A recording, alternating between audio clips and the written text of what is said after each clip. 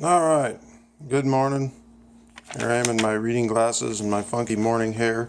I have some notes that I'm going to read. This is a response to a posting that was made about Bernie Sanders, and my response would have taken too long to type it. So I'm going to read some notes and some research that I've done, and the research that I've done is all from non-biased sources. There's actual government websites and things of that nature, things that you can get information accurately, that where the information actually existed rather than being biased by opinionated sources. Anyway, so that's the case with that. So what I'm going to focus on, if anyone is going to watch this, which I hope that you are, I know that most of my friends are open-minded enough to watch the video to understand what it is that I'm saying instead of typing things, because it would take too long to read it. And I'm not trying to start an argument here. I am simply responding to the request to watch a video of an interview with Bernie Sanders and respond in the fact of why he is incorrect and why he is dangerous for the United States. So here goes. These are my notes. Bernie Sanders hit on some points in his interview. And of those points, he claimed that the United States is the richest country. And I'm going to go down the list and then I'll get back to these. And he claimed that in the time when he was growing up, that there was one worker per household, and that the mom would stay home, the husband would go to work. And that we don't do that now. And that's true. But I'll get back to these, like I said. He claims that he's not into politics, his own words, not into politics. Okay, fair enough. And he made a point during his interview that he simply stated, would you want to be in a society where one person is doing well, such as I'm the boss and you're the worker, and I'm going to make more money than you and you're going to be the worker? Or would you rather be in a society where everyone is doing pretty well, such as spread the wealth around, was what he was implying. But what he said was, would you rather be in a society where one is doing well and the others are not doing well, but instead would you rather be in a society where everyone is doing pretty well? That was his statement.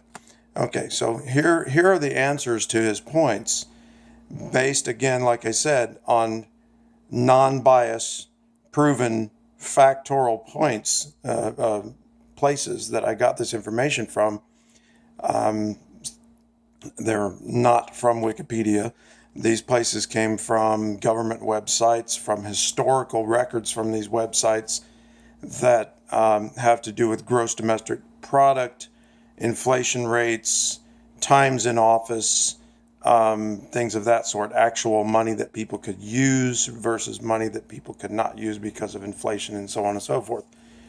And the answer to the first point, the richest country in the world, is not the United States. At this time, per capita and based on population versus money, based on expenses versus population, and based on the gross domestic product of the country, the number one ranking richest country in the world is, I hope that I'm pronouncing this right, is Qatar, Qutar. It's a Middle Eastern country. They rank in all the sources that I could find, which are several, as the number one richest country in the world. The United States is not that ranking now at this time. And he claimed that it is. So that is not true. Taxes, one of the reasons why we don't have the economy that we have now is taxes. Personal taxes, income taxes, sales taxes, gas taxes, all of these things. Everything that you take from the worker's pocket cannot be spent into the economy. When you take it from the worker's pocket and you can't spend it, then it doesn't go back into the economy. It goes into the government, and the government does with it as they see fit, which is usually not currently in the best interest of the people. Okay, so that being said, Bernie Sanders claimed that he was not into politics. Quote, that was his own statement. The fact of the matter is that Bernie Sanders has been constantly in politics as a politician with no other income source and no other job since 1981. He has been a U.S. Senator since 2007. That's into politics. That's longer than my career has been in aviation. That's pretty much into politics. That what he said is untrue. So now I want to touch on the one of the reasons why he had mentioned one worker being in the household and one worker being out making money, and the typical American dream of mom being home with the kids and the husband working and all that. One of the major reasons why that is not the case now is because we've lost a lot of jobs and we've not producing as many products in the United States as we used to do. Made in USA isn't quite on so many things as it used to be, and it's not quite such a proud thing anymore. As far as products, I'm proud of it, and a lot of people are proud of it, and I try to buy things made in the States. It's very hard to do that now. The reason why it's hard to do that now is because, in a nutshell, and the most direct reason why is because of NAFTA. And a lot of people will argue in the Bernie Sanders and Democratic fields that NAFTA has to do with North America because it's North American free trade. But NAFTA isn't really North American free trade. What NAFTA was a way that you could get things into the United States without paying income tariffs in our ports of shipment.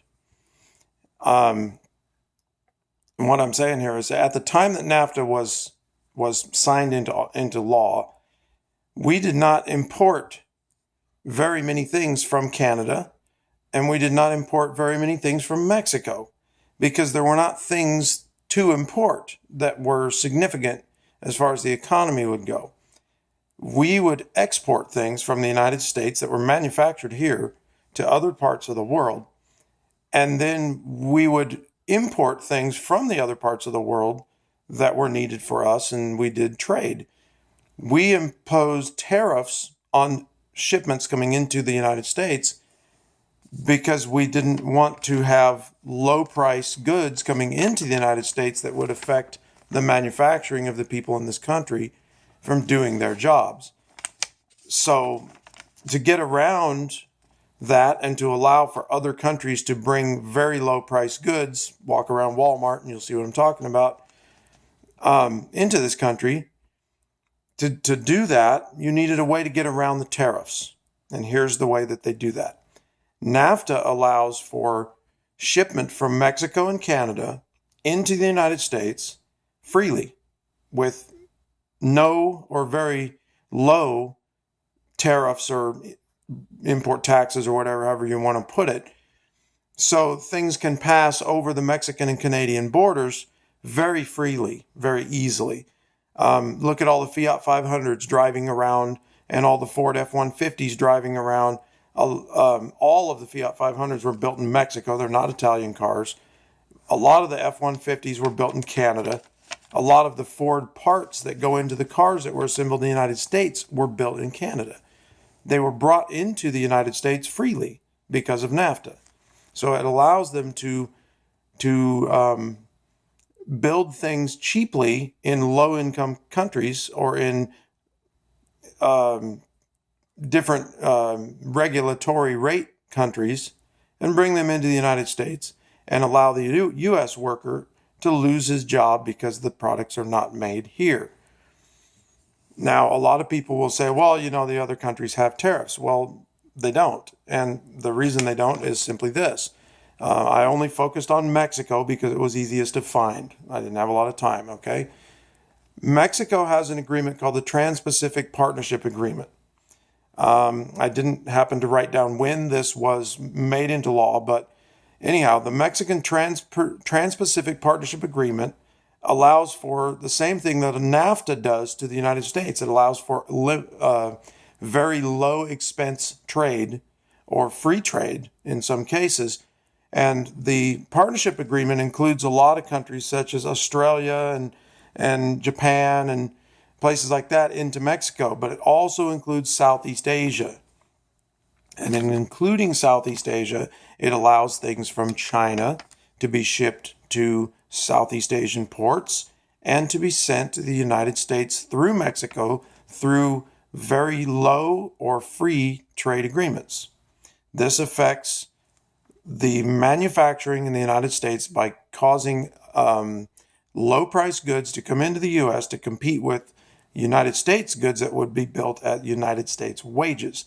So therefore, the U.S. worker loses the job. Very simple. It's simple if you understand it and research it. It's not simple if you think that NAFTA is simply just between us three countries in the U.S., on the North American continent, I mean.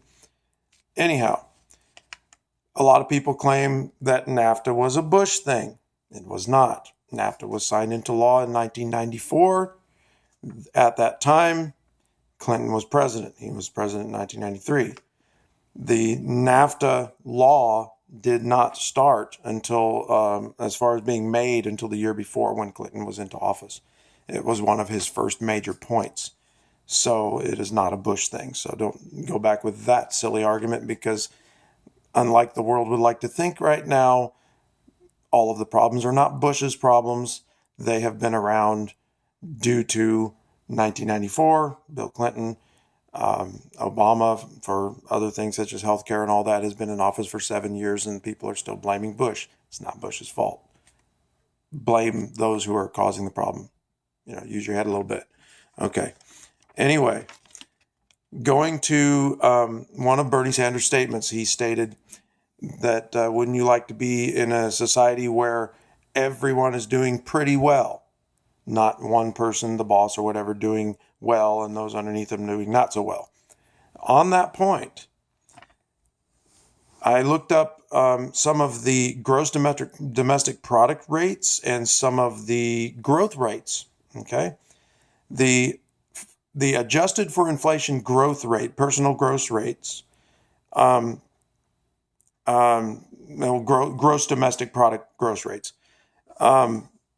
Under Carter, the GDP growth rate, it's early in the morning, adjusted for inflation, under Carter was 0.8%.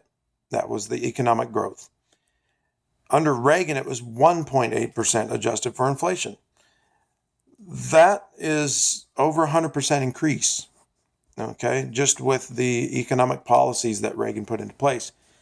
And those economic policies, pardon my eyes in the morning here, folks, but those economic policies were lower taxes, better jobs, and more of them, encouraging economic growth by allowing the people to keep more of their money to put back into the economy. Okay. All of this took place, this growth took place during Reagan, and it continued to take place into Bush Sr. That GDP growth diminished during Clinton, even though a lot of people will claim that Clinton had a balanced budget and all this kind of stuff. Clinton did have a balanced budget. He did not have a debt-free budget. The United States has been in debt for a massive amount of time. What the balanced budget means is simply that the United States was able to pay the interest payment on the U.S. debt. He was able to do that during his time because he had a Republican-controlled Congress and a Republican-controlled Senate that allowed for these economic policies to come into play to allow them to pay the debt taxes, the interest. They didn't pay the debt off. They paid the interest on the debt. That's all the balanced budget means. It means that what you've got coming in, you're able to cover your bills. You're not able to pay them off. You're able to pay the bills. Very simple economics. So, no, Clinton did not pay the debt off. He did have a balanced budget, but it was not his doing. The president does not have that kind of power. The House of Representatives is in charge of that, and the House of Representatives at the time was Republican controlled. Okay. Now, saying all of these things, I am not saying that Bernie Sanders is a bad guy. Okay, he's a person. Everybody's got their good points. Everybody's got their bad points. What I'm saying is that his policies are not in the best interest of the United States. His policies are socialist, and the policy of everyone doing well, which was my point about the Reagan thing, is during the 80s, during the Reagan thing, everyone did pretty well. They didn't do pretty well because everybody was taken, their money was taken away by a socialist government and spread around. They did pretty well because the government got out of the way and allowed them to do that. Okay? Like I said here, Bernie Sanders is not a bad guy as a person. He has good intentions as a person. As a politician and as a person with political policies, his political policies are not in the best interest of the United States. His political policies are socialist and sometimes borderlining on communist. And those political policies are not in line with the documents that our country is founded on. Our country was founded on a document that allowed each person to have individual freedoms and to have the ability to express those individual freedoms and to use those individual freedoms to better themselves and to better their families and to allow each person to honestly earn an income and to keep that income without the government dipping their hands into it and taking the majority of it for themselves to spend on things that are not in the best interest of the people. So our founding fathers and our documents that they wrote had in the best interest the individual in the United States and the individual states to protect those individuals in the United States to live their lives in freedom and in economic growth as they could do within their own means. It didn't say that we were going to babysit them. It didn't say that we were going to provide you with an equal amount because the other guy doesn't, the other guy has more and you don't. What it said was it would allow you to use your brain and your hands and your back and work and think and go and earn and give you the right and the freedom to do that, not the right and the freedom to take everyone else's and spread it around so that everybody has an equal amount. Our country was not founded to be a babysitter. Our country was founded to allow each individual person to start off in life and do the best that they could do within their own means, within their own two hands, and with their own brain. It simply allowed, it was designed to get the king out of the way, to get the government out of the way, and allow the people to live and to prosper as best as they can within their means and for themselves and their families. It's very simple. It's a very simple thing. As Reagan tried to point out and did point out during the 80s, and a lot of people, most of the people were very prosperous during that time because his point was move the government out of the way, shrink them, get them out of the public's way, and allow the public to prosper on their own so that they're not restricted. When you start taking taxes and things from the public, which is what Bernie Sanders policies would have to do in order to function, because you can't pay for themselves and they're not free. Money doesn't grow on trees. In order to function, these policies and procedures and programs that he would want to have in place, you have to get the money somewhere. So you have to take the money from the public, from the working public, and give it to those who might need free education or might need free housing or a higher minimum wage or whatever. All of these things require money, and you get the money from the worker.